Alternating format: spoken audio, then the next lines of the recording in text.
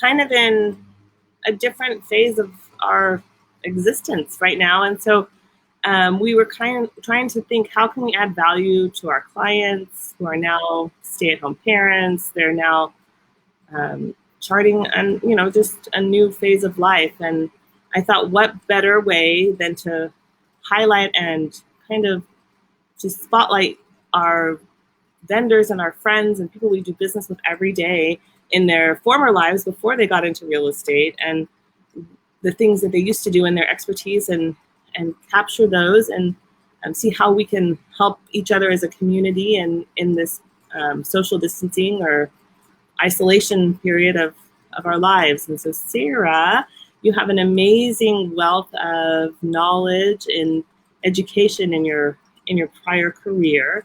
So I would love for you to visit with us and talk to us about tips on how we can, I guess, maximize or take advantage of this new distance learning program that's being deployed all over the country. So Sarah, tell us about you and some of your ideas and tips for keeping not only our children at home educated, but our parents sane for the next foreseeable future. Yeah. Well, Melissa, first of all, thank you so much for having me. I love working with you guys, and I love what y'all do. And we love you too. Thank you so much. Thank you.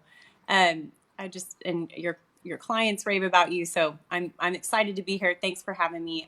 In my prior life, I was an educator, so I have 16 years of experience in the public school system, and I have some things that I'd love to share with you guys today, just about staying sane, as you said, in this time where there's some uncharted waters.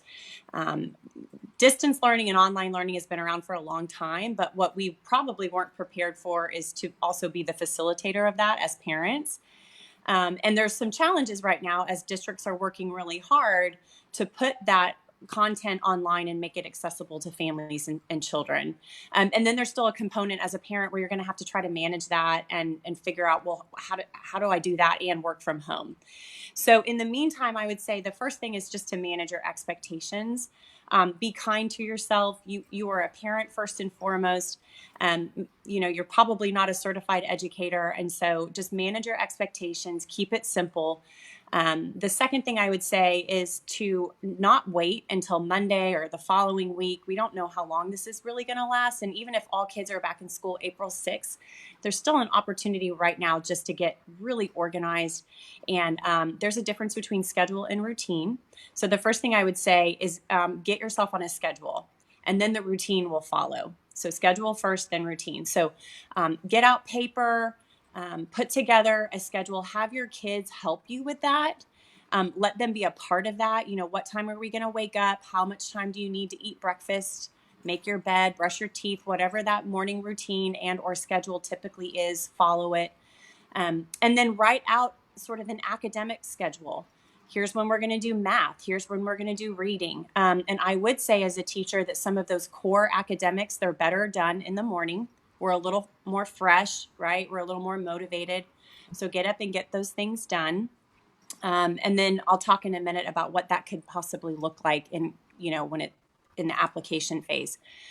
And that schedule also might look different for an elementary child in your home versus a middle or high school child. So you might have 1, 2, 3, 4 different schedules. But for your family, it may make more sense, and it may be more manageable to put everybody on the same schedule. And everybody's moving in the same direction at the same time.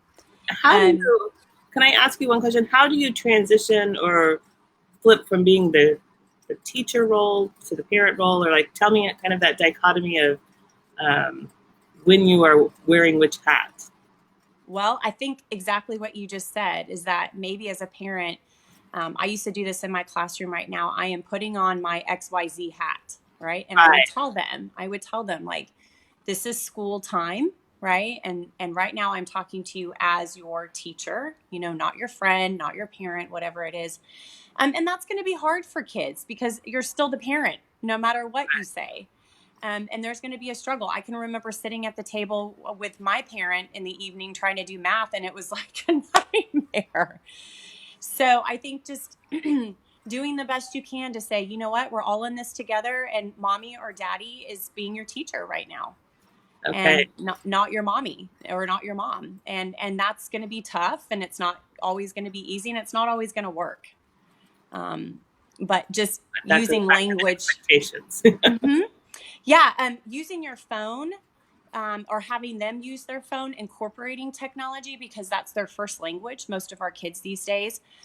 So allowing them to use their phone for timers, they're used to a schedule. So have them use their timer to say, we're going to do reading for 15 minutes. We're going to do math for 15 minutes, whatever it may be.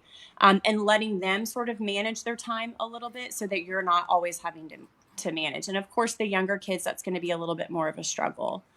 Um, but that's why you might want to have a visual schedule somewhere for your kids as well.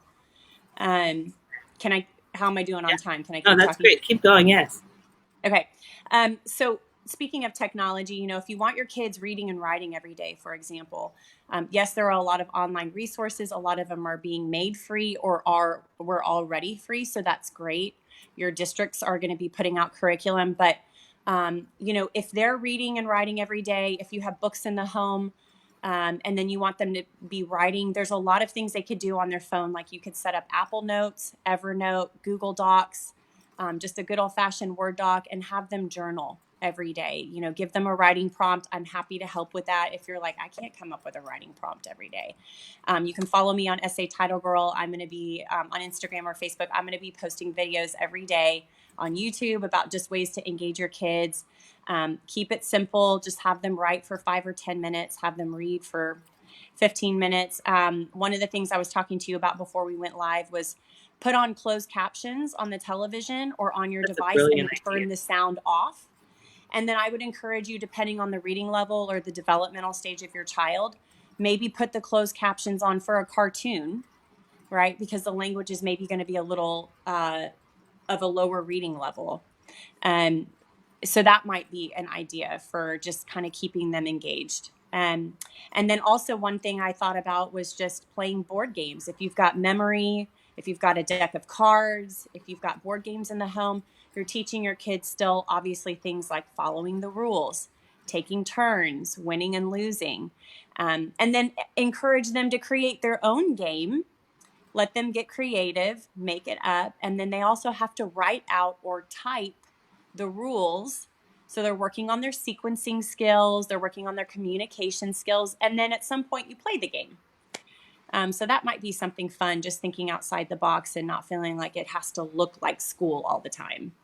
Yes. And we visited a little bit before we went live about something that's always on my goal list every year is to be a better keeper of a time blocked schedule. Um, and so this is an opportunity, if I'm looking at the positive, this quarantine or social distancing homeschooling opportunity is an opportunity for me not only to work with my children, but to work on myself in my time block schedule. So tips for Absolutely. that. Yeah. So, yeah, you're right. We had talked about that before. If you're an agent who's really good at time blocking, then apply those skills in this setting and in this situation. It may look a little different. You're going to have to adjust because it may not be a reality for you. Mommy's working while the kids are working, or daddy's working while the kids are working. That may not, when I was teaching, there's no way I could go sit at my desk and work. I had to be Right. engaged with the kids. So it may not be reality that everybody's working at the same time. So you may want to time block. And again, that goes back to having that visual poster or a schedule in the home, but it's also for your sake as well. So you know your schedule and when you're going to be able to get things done. And if you're an agent that hasn't time blocked in the past, there's no time like the present, right? Right. And when this is all said and done, you will also emerge with some really valuable skills. You will have learned how to manage and time block and do all these things, and still thrive versus just survive the situation.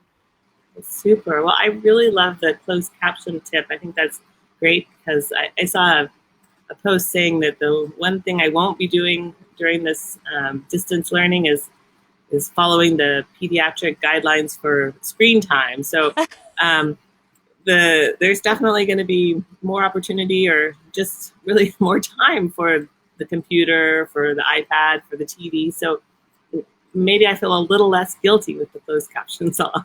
Yeah. And, on that too, there's podcasts and there's all kinds of ways we can still stream stories. 100 years ago, people would sit around the radio, 60 years ago, 50 years ago, and they'd listen to Right. stories. And so that could be a really neat thing, is just to turn on something in the afternoon and your kids are just listening. They're coloring, they're playing, but they're still listening to a story and you're listening to it as well. And so that's working on their auditory processing skills. You may pause it and ask them questions for comprehension, just the basic 5: who, what, when, where, why, and maybe how. Okay. And so then you're just communicating in a meaningful way. You have a topic and it's something that you're focused on. And so that would be an option too. Well, thank you so much, Sarah. And so tell us a little bit about your day job when we reemerge from our social distancing, or really probably even right now, and what your role is at Chicago Title, and how in your normal course of a day, what that looks like, and then what that looks like a little bit right now while you're sequestered at home. Well, so right now, I'll start with the right now. What it looks like right now is doing a lot of what you guys are doing, still finding creative and alternative ways to engage with clients, prospects, your sphere, ways to provide relevant and meaningful information, things that add value. So we're all in this together. My role is not that different from an agent's in the term, building relationships and seeking business development opportunities. So my role for you guys is to add value, to partner with you, to obviously work with escrow officers and agents to get files closed and funded.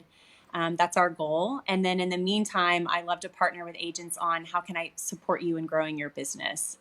Yes. Well, thank you so much for your time and your expertise. And we appreciate you and all of your wealth of knowledge. So if any of our viewers or watchers or our clients, if you guys have any ideas or requests for things or tips that you would like from the wealth of experts that we have in the real estate industry that also have secret lives before real estate, or other special talents, we're going to continue this series and see how we can add some value while we're all at home and engaged with our families at this moment. Yeah. And Melissa, really, please, anybody watching today, don't hesitate to reach out to me. You can, again, find me on Instagram or Facebook, SA Title Girl, and I'll be happy to hop on the phone with you. Don't feel like you have to have it all figured out. I'm happy to give tips or tricks over the phone, science, social studies, math. I have a lot of resources, and we're all in this together, and I'm happy to help and support. All right. Well, thank you so much for your great tips. And you guys, everybody stay safe and sanitized and isolated. Bye-bye. Thanks, Thank Melissa. you. Thank you. Bye.